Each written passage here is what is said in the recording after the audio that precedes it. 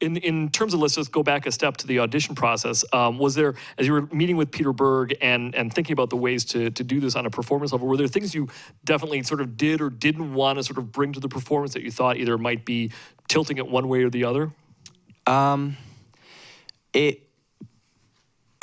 That's really tough. I mean, I just really wanted to make sure that there was depth to it, because I thought, okay, well, if we make this guy, I used this analogy pretty early on that if somebody's afraid of spiders and they terrify them and you draw it on a piece of paper, just like a stick figure of a spider, and you show it to the person, they're going to be maybe a little bit scared, but it's not going to really affect them. But if you build a three-dimensional big model with these big legs with maybe these beautiful colors in it and these interesting things inside of it, that's going to scare the shit out of the person. So I thought, all right, I want to get down into the nitty-gritty of what this kid actually was and not just make it some, I don't know, thrown together version of an American person's idea of what a foreign person is. And then the other thing was we wanted to get away from the idea of what a terrorist is.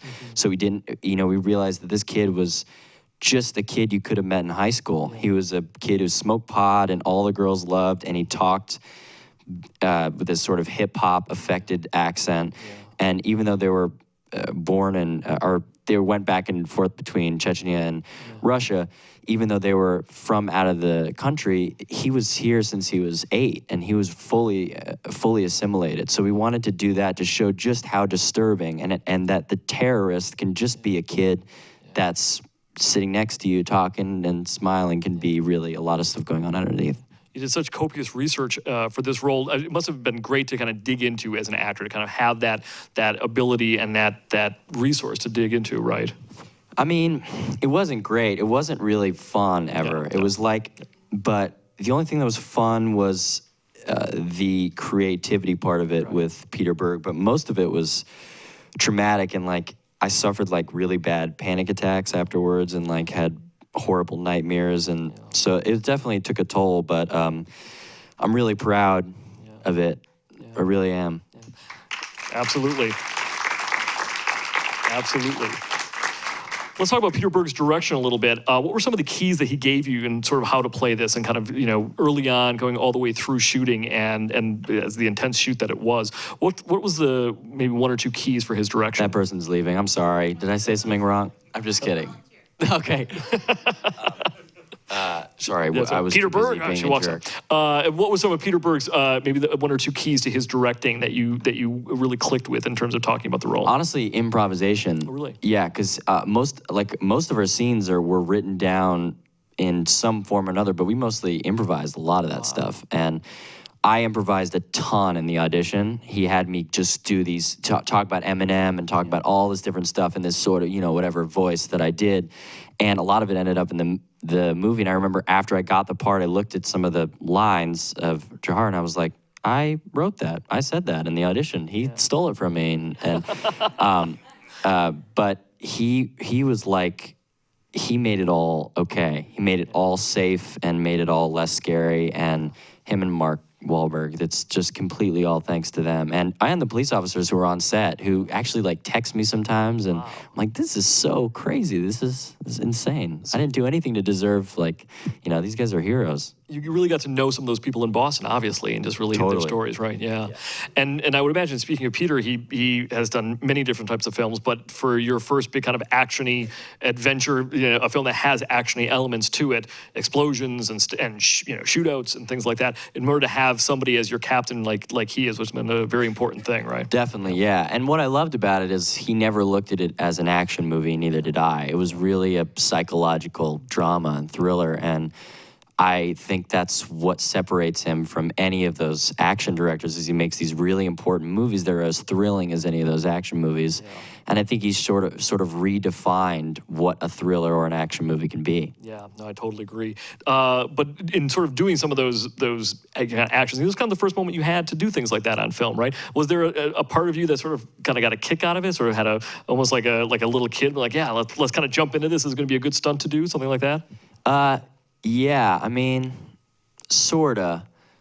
it definitely was. There wasn't that many moments where I was like, yeah, like a lot of it was like. A lot of it was like, okay, let's do this. It was like adrenaline. It was like getting into a crazed state. It was like speaking in tongues or something. Some of those scenes, I mean, there were even more crazy scenes of like me grabbing the guy and just shouting at him. And we went to some pretty crazy places. But I, honestly, a lot of it was really scary. Like there would be these crazy explosions. But yeah, of course, it's fun. I mean, I hate to say anything on this movie was fun, but yeah, it was pretty fun when the cars were exploding and I'm throwing the stuff and the cars are exploding and like, you get paid to do it and then you go home and then you come back and then cars are exploding again. I mean, that is sort of fun in a weird way. Right. But to be able to have that sort of level of drama going on is important as well. And this film really kind of does a perfect walk along that line. I mean, speaking of kid stuff, obviously a lot of people saw you growing up on camera from the Nickelodeon show Naked Brothers. I'm wondering if there's either a trick or a bit of advice that you got or something that you learned as a young actor that sticks with you to this day. Just do whatever Lindsay Lohan's doing. Whatever she's doing, I like to do that. That's the thing I like to do. Right. No, sort of. I mean, the only tricks I learned are you can have as much fun as you want, but always push yourself to do better. And I feel like the more you're unsatisfied on a movie, the better I've felt the product has come out. The more I've walked away and gone, yeah, I really killed that. I usually watch and I'm like, that's terrible, But when I feel like, oh, there's even more I can give, there's even more, I just keep giving as much as I can and pushing yourself. I feel like that's the best to me. That's just, in my experience, the best. Yeah, that level of energy that you just described. But I'm like 19. I have no idea. I have no advice for anybody. I just would love advice from, all you guys are. Yeah. I'll take advice from anybody. The hot dog guy on the street, I'll take advice from anybody. Do you have any advice for me? The only advice I would say is keep watching Alex Wolff performances because I feel like they're getting better and better and they're so terrific. But you mentioned the energy that you have there. You did a film called Coming Through the Ride that also came out last year. It was really a terrific movie. And there's a sort of a face-to-face that you have with Chris Cooper, who's playing J.D. Salinger, the author J.D. Salinger. Talk to us about that scene and about the intensity because it was really, in terms of kind of duets on film, it was really one of the highlights last year of two actors going toe-to-toe. What was that scene like? Thank you so much. Yeah, that was like the coolest. That was one of the coolest experiences in my life. That was, that was amazing. Yeah, I did a little extra prep that night, a little extra like, okay, I'm not going to mess up one of these words. I'm going to make this. But that was one of the coolest experiences of my life. And it's 9 pages, too. It's 9 pages of us going toe-to-toe, me questioning him and hounding him. And I was like, I'm hounding Chris Cooper right now. And he's one of my favorite actors ever. So he made it great. He made it amazing. That was really cool.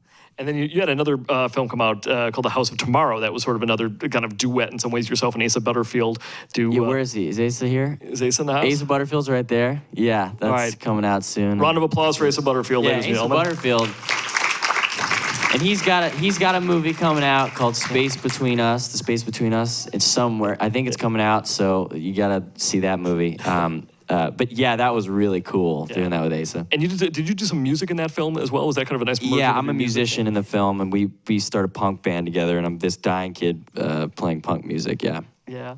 You've done ensembles and you've done obviously small intimate stuff. Is there a different skill as an actor that you kind of have to bring out when it's a little bit more of an ensemble as opposed to, a 2-person or a 3-person scene? Well, the interesting thing is when, like, Pages Day is an ensemble, but it's sort of like you have your own little storyline. Yeah. So it's not quite as let's all do this together as you'd imagine, but there's I did a movie called My Friend Dahmer where it's 4 kids are the leads, and it's all about our chemistry and our friendship and everything. And that was all about just keeping everything together. It was like we were one, that sounds so pretentious, but it was like we were like one animal or something, one force. Yeah. And so when one person sucked, it sort of threw the whole thing off. And so the director had to get the perfect take where we were all good, which was difficult, but fun. And you're doing a stage play, and it's opening in about a month, right? All the Fine Boys by Erica Schmidt. Talk to us about that. This is your first time doing something on stage, and in terms of the acting skills involved, this also must be obviously a different kind of muscle that you're using. Yeah, right? I'm so fucking nervous. I've done school plays, but I've never done a real stage play, and it has been a blast. It just came from rehearsal, and it's like every day you get to like talk about the scene and like talk about lines, and the director will ask you, how do you feel about this line? I'm like, what do you mean? Usually you just show up and you're lucky if you can get, 50% of what you want, but to get like 100% and then do it again and then build and build is the luckiest thing in the world, but it's also super hard and super taxing. What's the play about? Talk to us about a little bit about it. It's basically divided into 2 different storylines, and it's me, Abigail Breslin, Isabel Furman, and a guy named Joe Tippett, who's a great theater actor. And basically, it's about I'm a high school kid. It's all in the 80s, and I'm a high school kid who's sort of having this thing with a 14-year-old, sort of seducing her, but not really. It's sort of a fling, and then Abigail Breslin is a 14-year-old who sort of starts having this thing with a 28-year-old or 28-year-old, and it's sort of about how all that comes to fruition and how that dynamic of younger woman to older man and all that stuff. Yeah. We were just talking just now before we came on stage about the difference in physicality that you sort of have to have on stage as opposed to on a film set. On a film set, obviously, there's different things that actors have to be aware of. On stage, you sort of become aware of your body as sort of an acting tool in a different way, right? Yeah, definitely different. Because every single, I don't know, there's so many movements and there's all this blocking and you're moving and your body and your face are like equal. It sounds weird, but it's almost like completely the same proportion, if that makes sense. Where on a screen, if it's a close-up, it doesn't matter if your legs, you can be wearing different shoes sometimes, it doesn't matter. But with Patriots Day, I sort of had to nail down his walk, though. Like, I walk totally different than that, and I sort of had to nail down some physicality. But this is definitely a whole nother level of like, okay, I have to walk over here and walk here and then grab this and grab that, and it's really cool. Let's see how it goes. You should go see it. But just go see it like on the last night, because I'm sure by then we'll have figured it out. Opens in a month, right? Opens in, a month, I think. Oh my God. And but just talking about Patriots Day again, just in terms of that, I have to say there is a sense of both the physicality of the character, but also like the intensity in your eyes. It's sort of a beautiful mixture, a beautiful melding of that sort of intimacy with that sort of physicality in so many ways, right? Thank you. Yeah, that's all Pete. He did that all. That's all thanks to him. We're gonna take a couple of questions now from the audience that people filled out and gave us before we went up on stage. This one is, what was it like to try to put yourself in Dzhokhar's shoes? I read that you initially had some hesitation in accepting the role. I guess we kind of addressed that a little bit. Yeah, no, I had a lot of hesitation, but a lot of it was about I had to abandon my feelings towards him. I had to abandon I abandoned all American footage, which I found out pretty quickly. Right when I got the role, I thought, okay, well, I'll watch a documentary about the Boston Marathon. And immediately I saw all the severed legs and I saw all these things about Martin Richard. And I was like, I can't do this. I can't do this. I can't do this. So what I did is I just said, okay, he didn't know the severity. I mean, he blocked it out because he's sort of sick and sociopathic. So that's what I was like, I have to do that. I have to sort of pretend I'm just going to examine his Twitter page. And I got obsessive about his Twitter page. Like I have it almost memorized, like at least the last like 20. And I used to just say them out loud. I'd say the Twitter things to myself, and I would look at pictures of him. I would look at interviews with his friends, but I just would not watch any coverage on the marathon because it kicked me into a gear of hating him, and I couldn't for the role. I could understand certain things were wrong, but I had to do sort of mental gymnastics at some point. Next question is, was it hard to shake off the role at the end of the day? Yeah, you came home with like, yeah. It was tough. But some days you came home and you felt like I did really good acting today. Some days you're like, I did good. Hopefully I do better tomorrow. But some days you just came home, particularly the day when I shot the cop, Sean Collier, when we did that scene. You'd think that the marathon was the most upsetting, but everyone was so supportive at the marathon.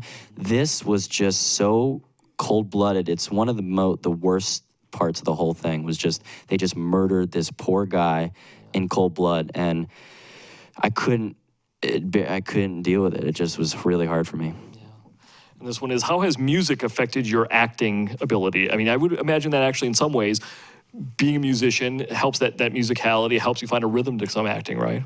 Yeah, I mean, I think doing music with my brother is sort of like a different muscle. You sort of shift, and it's a break from the acting. But listening to music, I am like, I'm extreme about it and specific. So like I had Dzhokhar playlist that I would listen to. Oh yeah, like I would listen to all these sort of 90s hip hop and all the stuff that he tweeted that he liked, and just stuff that I thought he would like. And sadly, at one point or another, I knew exactly what music he would like or listen to, and what movies he would like. And it's weird how that happens, I read you did that for Coming Through the Rye as well, which is set in 1969. You kind of had a playlist. Only listen to 60s music. Yeah. Is that something that you do? Does that help you get in the heads of some characters? So much. Yeah. So much, it's crazy. Because you'd think that having a phone is already breaking the rules or whatever, the Daniel Day-Lewis whatever rules. But the music just helps. It's sort of like I don't know, it just helps. I don't know why, really. It does. Well, it gets you into the kind of that mindscape of what's going on. Exactly. Mindscape. I like that. Yeah. Last one is, what's the best acting advice you've ever received? Best acting advice. You worked with Sir Ben Kingsley on one of your films, I did work right? with Sir Ben Kingsley. The best Birders acting Guide to advice. Everything. And I feel like you guys had an interesting scene together, right? We did have an interesting, I was really nervous in a scene with him. And so I asked him if he knew how to move his nipples without moving them. And this is an Academy Award winner. And I was sitting there and I was like, do you know how to like just move your nipples like doing the thing? Is that a question you ask everybody, by the way? No, I got nervous and that's the way I deal with it. Right. And so I did that, and he looked at me and he thought, wow, and then processed and said, no, I've worked on it for many years, but no, I don't know how to do that.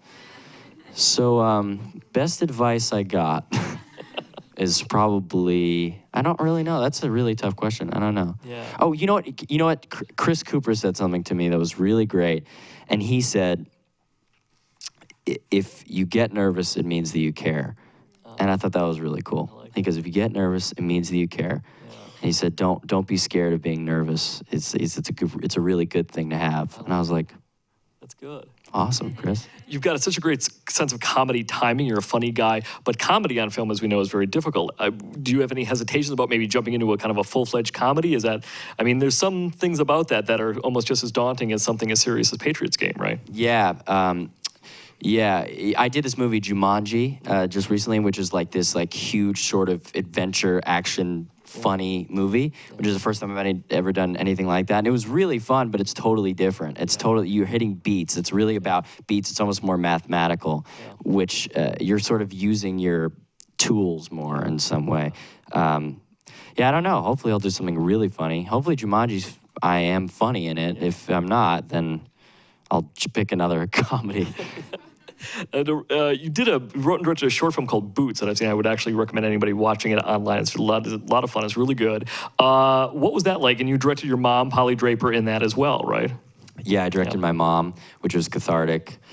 Got a lot out of my system. But it was great. It was really fun. And that's funny. It's really dark comedy and sort of my sense of humor. But that was really fun. Yeah, and you want to do more of that? You want to do writing and directing? Yeah, I'm going to write and direct this movie in New York about sort of a kid coming to New York and being taken into that scene of all these kids, which sort of happened to me in the beginning of high school. And kind of sort of incorporating jazz in it. And it's going to be cool, hopefully.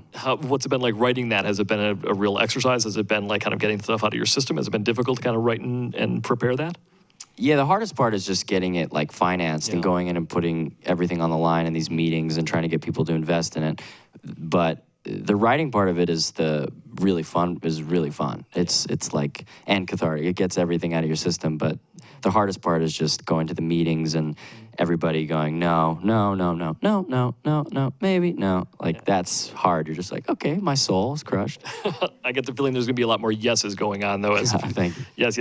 A quick follow-up, that Boots is set in a New York diner. And you've said that you actually really love New York diners, sitting in diners. Do you ever do that to people watch, just as an actor, kind of filing away people's quirks and character things? Yeah, I love watching people when they don't know. Really? Yeah, I love eating, and I feel like I've been to every diner in New York. I love diner food, and I love New York diners, and there's always some crazy drunk homeless man, and it just always makes my day. Just sitting and watching the kind of the characters that go by, right? Yeah, I love it. I love it. Yeah. Yeah. Well, I guess we've been warned. If you're sitting in a New York diner and you don't know what if anyone's watching you, Alex Wolff is probably watching you. Thanks so much for joining us here, ladies and gentlemen. Alex Wolff. The movie is Patriots Day. Thanks very much.